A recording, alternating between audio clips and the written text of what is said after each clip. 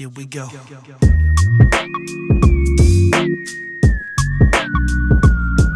Yeah.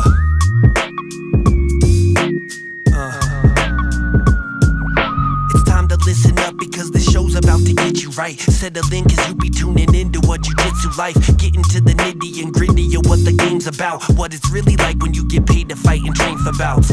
Turn it up, turn it up, turn it on louder. About to drop some knowledge, yo, it's Drew Dominguez, Sean Fowler. About to give it to you straight, y'all, no filler. Pulling no punches, really couldn't get no realer. I'm a flow spiller, recognize that no one's illa. Keep it locked right on this episode because it's gonna be killer. Elite technique with the flows to get you hyped. I thought you knew with Sean and Drew, the crew of a Jiu Jitsu life.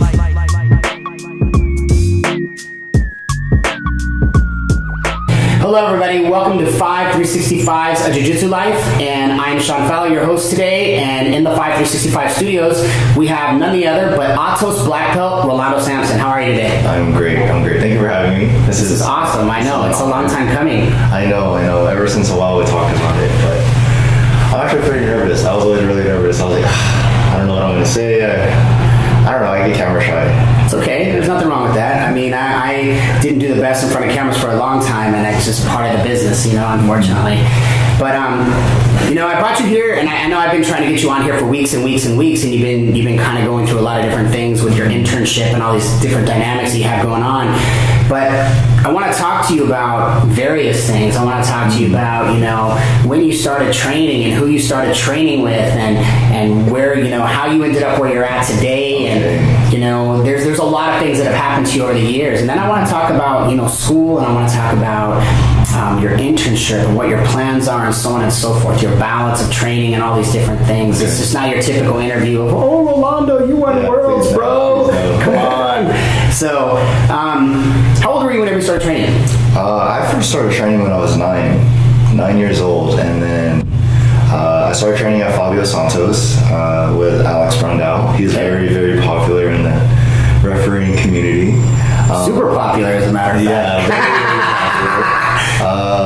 But I started when I was 9. How long was it? 2005, I believe. And then I stopped training for 2 to 3 years because I got diagnosed with Osgood-Schlatter. Okay. It's like a disease where it's like a growth spurt. It's very common in teens who are very active, like I was playing basketball, I was playing football. It happened during tryouts for basketball. Growth spurts and everything hurts and everything's detrimental, yeah. I'll never forget the ref. Were you lifting weights at an early age maybe that was hurting it? Or it was just the instant growth spurts that were just happening? It was, yeah. And then I had these kind of not bone spurts, but they're like bumps on my knees. Right. Which was painful when I walked. So I was on crutches. But I'll never forget that. So like bursitis or just from the growth itself? Just growth. It's like calcium. Right, calcium deposits, right. Yeah, because you have your femur and your tibia, and then it's just constant impact, and then with that, it grew. And that day was terrible because I remember I was trying out for basketball. I never played team sports. I was never good at team sports. Right. But I enjoyed doing it. I loved being outside, being active. I was running down court, and then suddenly I had a pinch, and then that's when I fell and rolled, and the coach yelled at me, and I was like, oh, this guy's a jerk. You're like, no, what happened? I know, I'm like, dude, I'm hurting so bad, and you're just yelling at me, I can't get up. But anyway, that's why I stopped for 2 to 3 years. And then I went with my dad a lot to 24-hour because they recommended me do leg extensions, leg curls, strengthen the muscles, the typical PT stuff. And then what was it after that?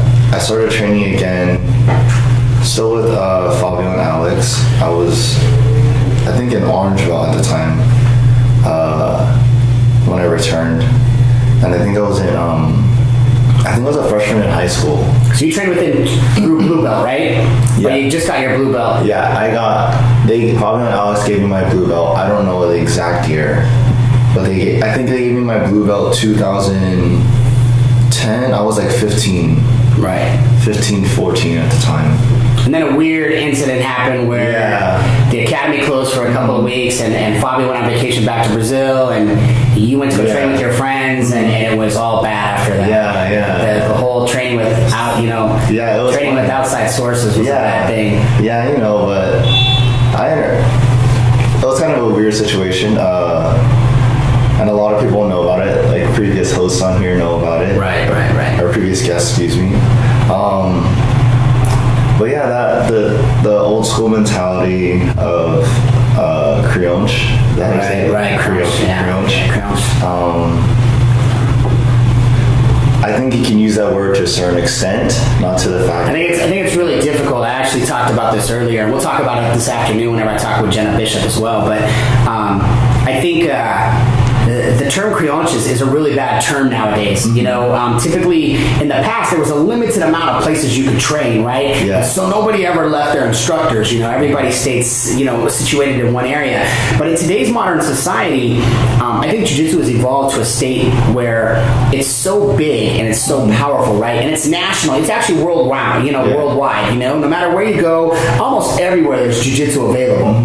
So you can walk into an academy in Brazil, in Jamaica. It doesn't matter. Somewhere everywhere there's pretty much an academy. And nowadays, life transfers your job here. You end up going to school in LA versus San Diego. Any of that, it could change your dynamics of your journey at any given moment. And is that your fault? No, that's not making you a Creonche. It's that your life changed dynamically, so you had to go a different direction. And unfortunately for yours at that point in time, your life changed almost overnight, right? And you were forced to find a new path, which landed you at none other than in front of Andre, right?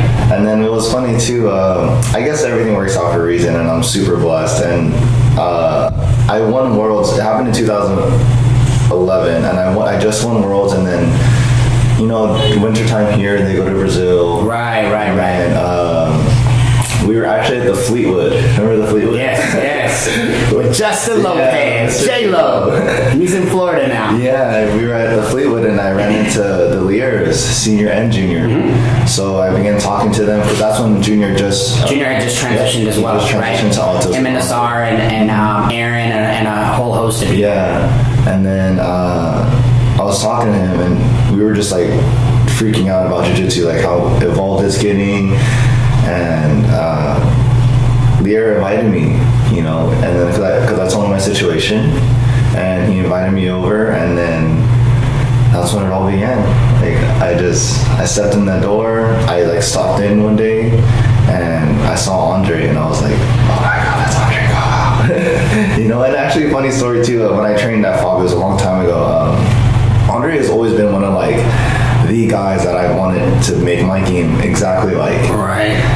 But the Marquez family, they still train at Fabio's. I still talk to their oldest son Joseph every once in a while because he still trains. But they actually brought me with them to ATOS.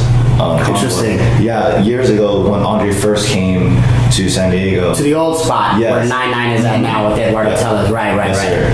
And then I was just starstruck. I saw him on the ball in the video on YouTube.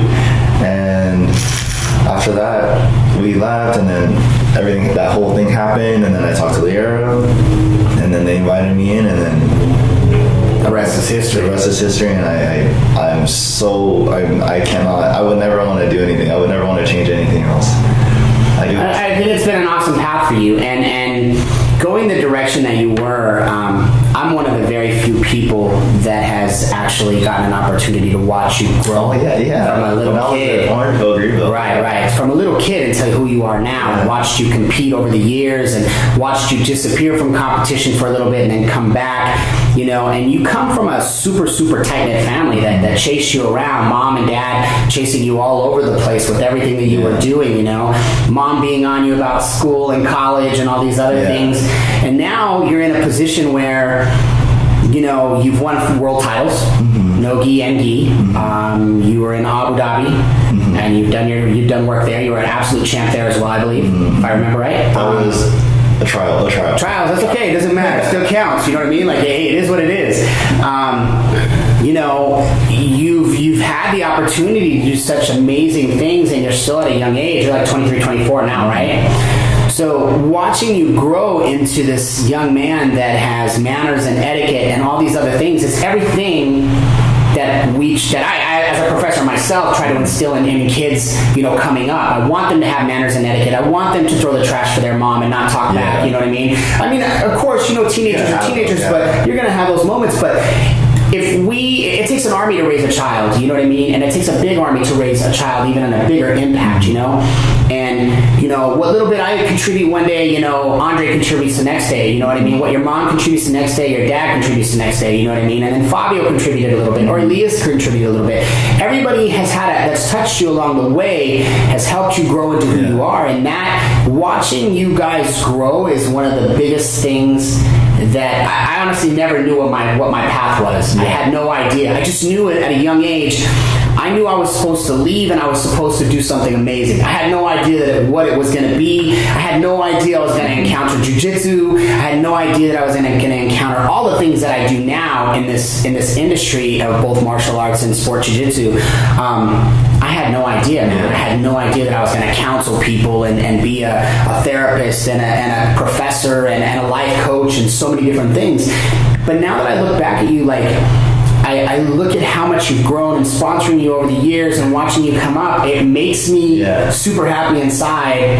That's reciprocated. 100. No, I tell you, it makes me tear up. Actually, it makes me emotional to think about it. And there's a moment, even now that I'm feeling this as this comes in. There's a moment whenever you were actually a brown belt and your mom was standing there at the same time I was standing there, and I was staring at you warming up. And your mom goes, "What are you doing? What's the matter?" And I go, "I'm just admiring, I'm lost right now, I'm tripping out because I'm looking at Rolly grow into this young man, you know what I mean?" And you lost that year to Hugo Marquez, which I'm sorry, Isaac. And then I remember Hugo getting belted up at the top. Right up. I congratulated you. Hugo got belted right at the top, up there by the booth. And he got belted to black right there on the spot, basically. And you went on to get your black belt actually that next week or the week after. And I was so happy and proud because it was so well deserved and it was such a long time coming. And I've watched you work so hard, and to watch you guys grow into who you are, it's really an amazing journey. I remember I was tearing up and your mom goes, "What's the matter?" And I was like, "Just look at him. Look at what you guys have done with him. It makes me happy to see these guys grow from these little white belts or blue belts or orange belts into amazing black belts." You know what I mean? And not just as a black belt, but with manners and etiquette, and you're very prolific, and you're going to college, and you're doing all the things to have a backup plan in the future for yourself that I consistently tell people, you got to have a backup plan. If you don't use your education, you don't use it, but at least you have it on the back burner in case you need it, and I see so many guys, unfortunately, waste that talent or that opportunity, and they piss away or they don't use. It's very frustrating. Man, I see so many scholarships that guys have passed up on, and they're like, "No, I'm just going to do this," and I'm thinking to myself, man, you're one knee blowout away from never training again. You have to be weary of that and be who of that, and there's only 0.001% that become Andre Galvao's or Saulo Riberos or Marcus Buchechas, or Leandro Lowe's. So that makes it really difficult to think about it from that standpoint too, because there's fewer world champion stars that are making real money in jiu-jitsu than any other real sport out there, and we're only talking about sport jiu-jitsu. I mean, those guys make money traveling and doing seminars and stuff like that. Only income. Exactly. What are you doing for income right now? I am working part-time at a PT clinic as I go to school. So my PT clinic's on Broadway called Total Physical Therapy. So what are you going to school for? Tell everybody. My major is kinesiology, exercise generalist. My original plan was to be a physical therapist. Okay. But after working in the PT field, it's outpatient, so it's not in the hospital. After working there for so long, it's kind of not what I want to do. It's because What made you change your mind? My energy. When I'm there, I deal with a lot of older people. Do you find it to be very tedious? Not maybe not so much sports medicine wise. Is that maybe the frustrating part? I don't have as much. I can't expend myself. I have so much energy built up to help people. I want to bro, let's go. You can do it. You want to do 405 deadlift? Let's do 405 deadlift. And I know a person's just not going to get that energy. Yeah, and it's a lot of the times it's and I understand too. Like they don't want to be helped. They're like tired of being hurt. Right. They're tired of going seniors with hip problems and stuff like that. Yeah. And it's like I wouldn't know because I'm not that old yet, but I can see the fact that you're hurt and you're tired of it. But you gotta help me with your energy to help you back. Right. For you to get better, you have to want to get better. Okay. You know, and I feel like that correlates with jiu-jitsu too, like translates. Right. But after working there for so long, it's not what I want to do. But now what I want to do, because I've always had the vision of me having my own facility. I want the jiu-jitsu mats here. I want a turf here, and you walk through this door and you have tables for physical therapy. Right. That was my vision since I was like 16, 17. Okay. But now, ever since I started working with Alex Sterner, Alex Bryce, the Electron Performance guys, Right. and then with Freddie, remember Freddie Arcana he's a ESA high school coach. Being able to get stronger is one of my favorite things, or seeing people get stronger is one of my favorite things. So with doing that, that's what I really, truly wanted to do. Like at first in middle school, I did this project I wanted to be a psychiatrist because I wanted to help people get better mentally. Right. And then I learned more about that. I was like, I don't want to really do that. Okay, I'll do physical therapy because I went through physical therapy. And then I did that for an X amount of years. It's kind of hard because a lot of the physical therapy that you do is kind of really basic, right? It's like it's bands and it's like stretch your legs, you know. And I did it too whenever I had knee surgeries and stuff. And it's like really, like I had to come to PT for this. I could have done this. Like any real athlete that's been an athlete for long enough, you know to work certain things and do certain things. So it makes it a little difficult. Like I can see how that would become tedious and boring. I feel like physical therapy is like an amazing thing because post-op you obviously can't extend your leg to a full 180, right? Or you can't flex it to less than 40 degrees. And it's really cool to see the one thing I really love about PT is seeing the progression of the kids, especially athletes. So I work in the morning, so I have a morning shift from 8 to 12:30, and then they have their lunch break, and then they have the next session from 1:30 to 6. So I see more of the adults. I don't see much kids. So that's where I guess that kind of played into a choice. Yeah, because I needed to do mornings so I can go to school or I can train. So now doing kinesiology, you can kind of do a little bit of both, though, can't you? Help with PT and both sides. Yeah, so you can do like pre-PT. That's like the same in college. So the College of Health and Human Services, where you have to just. So what are your goals then in the next 5 years? Because you're getting ready to graduate actually next month, finally, right? May 17th, I will be walking, and it's so insane. San Diego State University. My dream school. Nice.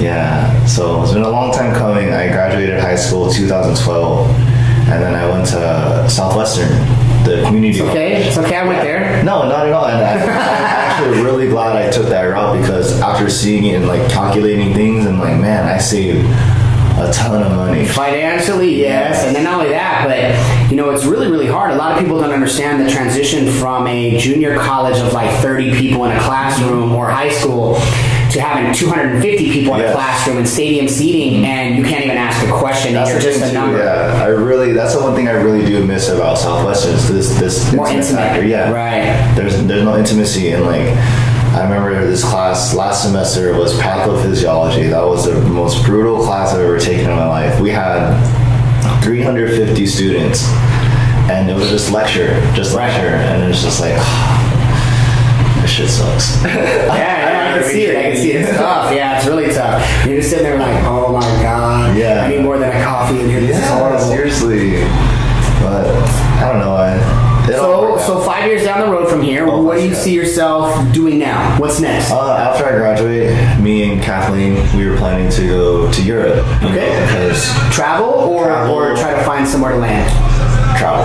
Okay. I want to stay in this area because I grew up in this area. Okay. This is home to me. Right. But we plan to be in Europe for about a month, hop through cities or countries, and just trying to book some seminars. I was going to say, you get to travel a lot now, so whenever you're traveling now, are you booking seminars along the way? I'm trying to. Occasionally? Yeah. It's been kind of difficult, I'm not going to lie. Especially with school. Yeah, since I'm not out on the mats as much. Okay. So try to land some seminars there, try to help working this loans, get rid of those loans. Of course. But yeah, I just want to travel, interning well, now we can go to my internship. That's where I hopefully can work with Sterner and Bryce, the coaches there. Okay. Because that's what I want to do, and I've been working for them, not working for them, but working with them. That's out of East Lake High School, right? Where are they at? They're coaches at the Glute Lab. Oh, okay. Yeah, and then Election Performance Day. Where's that? Where's the Glute Lab at? The Glute Lab is in PB. Okay. I think it's on Garnett.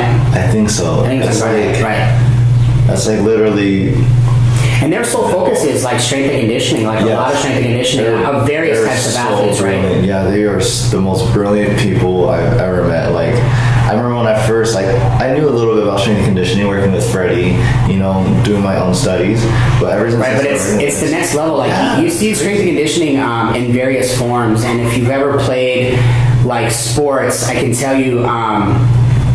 I played football and baseball and basketball, all the way up until college, and I actually had a partial scholarship to Colorado State and football. And uniquely, I was a mess up. You know what I mean? I really was. Sports is what kept me out of trouble and kept me on the right path. But I played all these sports, and I was all city and all state. I did great. I mean, I thought I was a great athlete at that point in time. But what I realized is that strength and conditioning for football was different than strength and conditioning for baseball. And so I would have to change my regimens around, you know what I mean? And, 100%. And then now that I'm older, I see so many guys going, CrossFit. Well, guess what? Dude, I'm not 21 years old anymore. My body can't take that beating. And I would say it's been about probably 7 or 8 years. I met a gentleman by the name of Tom Hill, and Tom as well. ATR. And Tom at that time, Tom's blown up. He's huge now, right? He's a huge CrossFit guy. But at the time, Tom was an ex-pro athlete coming out of Major League Baseball, playing for he was a catcher for the Kansas City Chiefs. Really? The Kansas City Royals. Yeah. And Tom's sole goal was strength and conditioning, and Tom took me and he literally rebuilt me from scratch. You know what I mean? I had been training and everything else, and I was lifting, but it wasn't that kind of specificity, like he says. And whenever he sat me down, man, he rebuilt my back, because my lower back, I have my discs are real bad on my lower back, and he rebuilt me from that era up. You know what I mean? And he literally, I was the strongest probably I've ever been in my entire life, and my rolling was a whole nother level. All of the above. You know what I mean? I was competing every weekend. It was fire. That alligator roll. Oh, 100%. Yeah, I still got that gator roll, and I have my Peruvian necktie in the game. Oh my god. And so what's crazy is that all these years later, Tom actually moved on, and I still talk to Tom regularly, but it's really hard because he's not specific training anymore. Yes. And he's focused on that CrossFit era, because he opened up his own spot and he really exploded into a whole nother realm. And for guys like me that are older, you need those coaches that are specific to help you get where you're going, and otherwise it's not good for you. It doesn't do any good. It is hard for me in CrossFit. For me, I tried CrossFit once and I liked it, but I probably mainly didn't like it because I don't like rushing. You have to finish for a time, and and it hurts. And it hurts. Yeah, it hurts. And that's what I love about strength and conditioning. There's this thing, and you can do a time clock, and you say you got 45 minutes, and you can finish in 32, but you still got 45. You know what I mean? Or as long as it takes you. Yeah. If you want to finish it. That's the thing too. You don't have. That's what I learned too with the coaches. You don't have to have 6 workouts to get stronger. No, not at all. You can do 2 or 3, and it's you just have to certain loads. You have to have a vertical load, horizontal load. I mean, I was only doing it 3 times a week, and then I was training Jiu Jitsu 4 to 5 times a week. Yeah. So my strength and conditioning was Monday, Wednesday, and Friday, and then I was doing I would train 4 to 5 times a week, depending on if I was on the road or anything like that on that weekend. But guaranteed 4 to 5 times of Jiu Jitsu a week, plus strength and conditioning 3 times a week, man. And my eating was on fire, and everything was just wow. Yeah. You were firing all cylinders. That's what's so cool. That's what I love about strength and conditioning, and I truly So after the internships, we usually have a team lift, and we just got invited into it, and it's like amazing. I get to work with Bryce, Sterner, Anthony, and these other coaches there, and then Brett. Brett's like this huge fitness guy. Like everybody loves him. Everybody wants to meet him. He's like the guy who invented the hip thrust. So it's really like. It's like we don't realize how much we actually use hip thrust. Yeah, it's crazy. That's your core and your hip thrust is absolutely imperative, 100%. Because everything you do, you're like thrusting. You got a bridge, or nobody says umpa anymore. Bridge. You got a bump. You know, but I don't know. It's just strength conditioning is just there's so many things you can do to make somebody stronger. Yeah, and it's amazing. It's a mind and basically change their life overnight because strength and conditioning is something that's so progressive, and you don't have to be the guy that PRs 405 in one time. You can be the guy that only does 5 reps at 300, and still sometimes in some cases be just as strong as the guy that reps 1 PR 405. But you're an older guy and you're not trying to hurt yourself. Yeah, you know it what I mean? comes down to, for me, it's happiness. If you're happy doing it, then by all means, do you know? Right. If you feel healthy doing it, you feel like you're getting better. How do you think that changes your jiu-jitsu game? It takes it to a whole other level, right? Oh yeah, 100%. I did my own strength conditioning a little bit, and then when I was with Freddie in East Lake, when I was a purple belt, when I was just doing like his workouts, I felt a huge difference. But after working with Electron, specificity towards jiu-jitsu is like different. Like if you see on the Instagram, you have people doing rows because you're like, like you're passing right here, right? Or you're doing a bridge because you're trying to do an arm bar or something, or triangle. Or there's so many things, and I feel like it adapts quickly. And then training at ATOS, we train majority of the guys there. And man, that's so frustrating. I'll tell you that. They're so freaking strong. They're just Well, and competition-based jiu-jitsu is, you guys have a format there. It's not. You're not a family academy. You're a competition academy. You know what I mean? You guys produce world champions. And I remember whenever Liero went over there, whenever Junior left, and he went over there, and I told him, he was like, everybody, they have their own reasons for leaving. Everybody always does. And everybody was like, dude, you should come with us, ATOS. And I was like, I get it, but you guys are on a different path than me. You know what I mean? I totally, I see your visions, and I totally support everything that you guys are doing, but for me specifically, I'm an old guy, bro. You guys are chasing something different than me at this point in time. It's more like leisure for you. 100%. It's a lot of love, and I mean, for me, it's a lifestyle. Don't get me wrong. I train pretty much every day for the most part, or at least 4 to 5 times a week still, and teaching classes. You know what I mean? It's a lot, man. I try to train as much as I can with my students, but it's sometimes difficult too, because I got days, man. My body's just like, nope, you're not training today. You're taking the day off. But for the most part, I try to, or if my lower back's on fire. I'm at a point now, honestly, I haven't lifted now, and it's got to be close to 2 years, and I know I've gained weight, but I still train all the time. But I also know, I want to compete again this year. I want to compete at Worlds this year, Masters Worlds. When is that, November? It's August. August. I got plenty of time, but I need to start with strength and conditioning again. I need to get back to it, and I need to be on top of it, because it's super important that not only does strength and conditioning make you stronger, but a lot of people don't understand that it also increases your metabolism so much that you burn so much fat all day long from lifting weights that, man, you'll be as lean as you want to be once you start lifting. And you have this thing self-efficacy where you're more confident within yourself. And I feel like if you're confident within yourself, everything you do, you're just going to do great. I agree. But you should do it. I am. It's time. I mean, I want to compete again this year, and I told all my students, and they're like, well, we'll go too. So now I think I've got about 10 or 12 guys that want to go to Masters Worlds with us. So we're going to take a little squad for them, and have some fun. But I think it'll be fun. It'll be a good time, for me to break back in. I haven't done it. I haven't competed in 2 years. I've just been so focused on the academies and the growth of everything else. How long have you been a black belt for? 5 years. 5 years. Already? 5, I know. It's crazy. Cow. It doesn't seem like that long. 2000. This is my 5th year. This is my 5th year, yeah. Oh my gosh. And it doesn't seem like it's that long, I mean, I was talking to Josh Hinger recently, and we were talking about that, and we were talking about different things, and he's like, well, you know, you've been a black belt for a while. I was like, yeah, man, it doesn't even seem that long. Like, we've already been open. Our first gym has been open 7.5 years. No, it hasn't. Yeah, 2000. We started in 2012. Holy. It's 2018, dude. I mean, 2019. Yeah. I don't even know what year it is anymore. Like, yeah, it's 2019. As crazy as that is. Oh my gosh. Yeah. Congratulations. Yeah, the very end of 2012, we were breaking the doors. Yeah. I remember that. Holy. It doesn't seem like it doesn't seem that long, man. And then the other gym has already been open. The one at IB, right? Yeah, it's been open probably about 4 years now, a little over 4. Oh my gosh. Which doesn't seem like that either, you know what I mean? Yeah. So yeah, as crazy as that is, you guys can hear the background. That's this area. It's this area, mid-city. I live down the ways from here. I live on 51st. Nice. Yeah, so Closer to state. Yeah, literally like 5 minutes.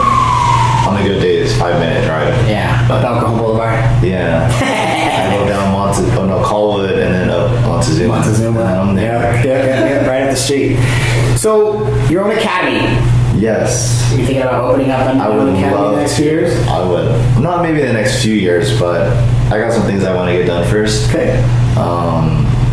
I do want to, for sure, 100% open up my own academy. Because Jiu-Jitsu is what brought me life, you know? And doing the kinesiology and everything, it kind of all goes hand in hand. You can actually have a one-stop shop where you can have everything all under the same roof. That's the goal. Location, I don't know yet, but I really want it to be in this area. My family's here. Okay. But yeah, I want to open up my own gym. I'll see. But I got some things I gotta do. I gotta build some accolades first. Okay, I get it. Well, and you also want to kick off, some kinesiology time, behind the wheel and make sure that everything's. Yeah. You definitely want to put in some time there. So, looking at that, what do you got coming up? What are you thinking about? Are you competing coming up? Are you gonna do anything coming up? Or are you just focused on school and some other things? Yeah. Well, I just had like a really bad ankle injury, and I've been able to train a little harder now. But yeah, I graduate next month. That's crazy. Next month, and I just want to finish strong with that. I have so much stuff I have to do. I have to take this government exam that I have not taken and I have to study for. Because it's like a state board type thing. Yeah. Well, it was like to graduate, but I haven't even studied, and the test is on the 14th, so I need to get that done. So you had some crash study. Yeah. Oh my god. I remember those days, man. I remember those days. And then I gotta buy the CSCS for like strength conditioning. Okay. So I gotta get that done.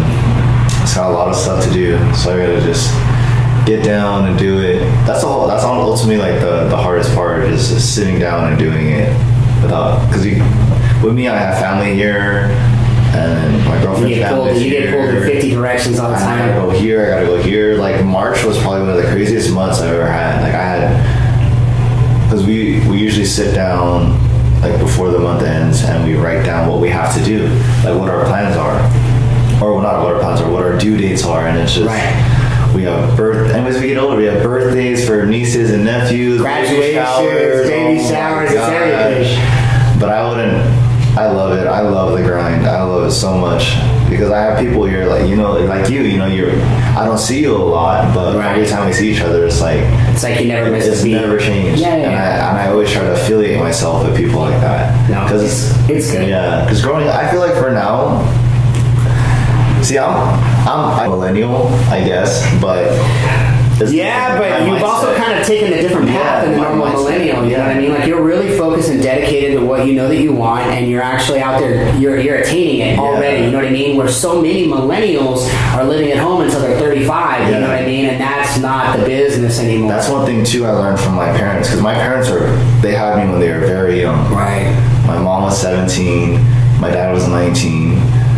So, they had to work their ass off, you know, and they instilled that in me too, but they also instilled it bringing, people who helped you along, so I don't know, I just don't like these, how can you say, these labels of like millennials, generation enables and entitled, right? Yeah, it's like it's tough. It's for sure tough, right? Especially seeing like people my age, you know, and then seeing younger generation where they're just jerks, where they're just like, dude, when they're not doing anything progressive, right? And and they're tied to video games, and they're not coming out of the house, and you know, you see obesity at an all-time high because you're not educating kids on how to you know, cardiovascular disease. You don't see these kids working out. They're not playing sports. They're not outside playing or riding their bike or anything. So yeah, it's a tough thing. Yeah, it's crazy different growing up. Nowadays is completely different when I was growing up, because I loved my childhood. I loved it because in my neighborhood, it was like, hey, Arnold, we have everybody come out, ride bikes, and hang out, and play games, and hide and seek, and go back home. The lights turn on, and it's like, it's very nostalgic seeing kids go out now. So that's why with my younger cousins, because we have, dude, how many cousins do I have? 24 immediate cousins, including myself, and I'm the fourth oldest. But trying to get them outside to play games and stuff like that, right? Get off your freaking phone, get off your iPad. Yeah. But can you do different generation? You just gotta find new ways to like. Well, you just gotta limit their time on the phone or snatch it from them whenever they walk in the building. I actually watched a movie not too long ago, and it was really funny because I guess the families would come together like once a week for dinner or something, like maybe on Sundays or something, and the grandma would have a basket. And whenever you walked in the door, she would hold the basket, and everybody had to drop their phones in the basket, and nobody was allowed to touch their phones while they were there. So, you know, something unique, you know what I mean, to take you away from the normal grind, you know. And I think, you think the average person, I was reading an article the other day, statistically spends 8 to 10 hours a day just on their phones based on social media usage. You know, that's 1/3 of your day. Yeah, but still. Even in school now, like my little cousins, even my girlfriend's little sister, they use like iPads in school. All day, yeah. It's insane. Like, their textbooks are in iPads now, you know what I mean? No paper. No. And I feel like if you can't feel it, like... How are you going to learn from it? Yeah. How are you going to learn from it, right? I hate reading from my phone. I agree. I can read on my laptop because it's like a little bit bigger, but that's when I'm reading like case studies. Right. But man, I need to feel it to like truly appreciate it. Well, and then there's also, you know, like online learning, which is also difficult too, right? Online learning is a totally different route as well. It's so weird. It's so weird how far we've come. I agree. Learning. So what's coming up next then? What are you planning for outside of this? Besides graduation, besides that? I want to do Worlds. In June? In June. Okay. I want to do it. I need to get... How are you going to balance that between now and then? Find a way. You've always found a way. I will give you that. I will give you that. Find a way. It's hard. And that's the thing. I get that message all the time. Like, oh, how do you balance school and jiu-jitsu? But it's life. If you want it bad enough, you're going to balance it. Yeah. You know what I mean? And my biggest thing, too, that I learned is time management. And then Jason Pizarro was the one that really, really implemented that to me, was time management. He bought me a planner, and he gave me a planner, and I used it. And then time management is the freaking biggest thing, but the most tedious thing to do. It's hard. Because you literally can leave, you can wake up at 4:30 a.m., make sure you eat drink your protein on the way out the door. Your first class is at 6:30 a.m. Yeah. You're there till, let's say, 11. You know that you study from 11:30 until 1 o'clock. You know that you have to be to work from 2 to 6. Mm-hmm. You know you train from 7 to 9. That's your entire day, man. And that's from point A to point B to point C to point D. And there's no veering away off that track. Like, you got to stick to that. And any element that you veer away, you're off topic. If you truly want to do it, then sit your butt down and freaking make it happen. And again, like for people who have questions, just like I get questions every day, and it's like, man, should I just like? It's hard to write a post about it because it doesn't truly reach everybody. But time management is my biggest thing, and thing too, like I said, happiness. If you're not happy doing something, you're not gonna want to. Yeah, why the hell are you doing it? Right. You know? Even if you have a little bit of like, oh shoot, I don't want to do this, then take a step back, relax, and then recompose, and then when you're ready, you'll get back to it. Yeah, 100%. I agree. Well, it's been an amazing time to have you on today. Thank you. Let everybody know where they can find you at on social media. Oh man, I've actually got in trouble because I'm not on social media as much. Because that's okay. It's okay. You gotta market. But I mean, But you know what? You gotta focus on there's bigger.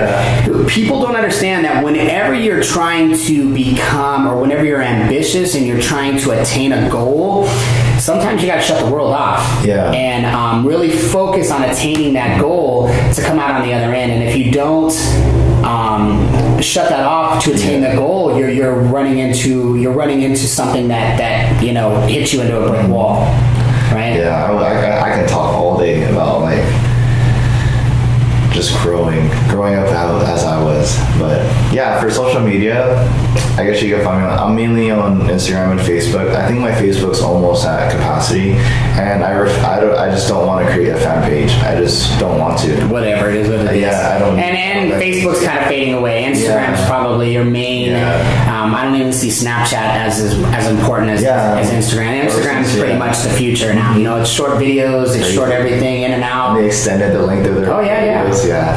But yeah, you can find me my name, Rolando_Samson, no P, SAMSON. And look for Rolando at Worlds this year in June, graduating from San Diego State in May, and congratulations, man. It's been a long run, man. I really appreciate it. Thank you for coming on the show today. I want to do this again. This was so much fun. We'll definitely do it. We'll do it sometimes after graduation. Yeah. Other things to talk about. Yeah. I want to talk about an entire thing on nothing but strength and conditioning. So we'll do that one too. So for this and any other podcast that you guys see, check us out at FIVE365.com. This one and all the other ones that you see out there are up and coming. As far as up and coming dates, we have Los Angeles coming up. California 5 will be in Los Angeles April 28th. We'll be in Texas at Europa, the fitness festival, June 8th and 9th in Texas. And then following that, we'll be in Minnesota. So outside of that, you guys have an amazing day. And check us out one more time at FIVEGrappling.com. Have a great day. Thank you.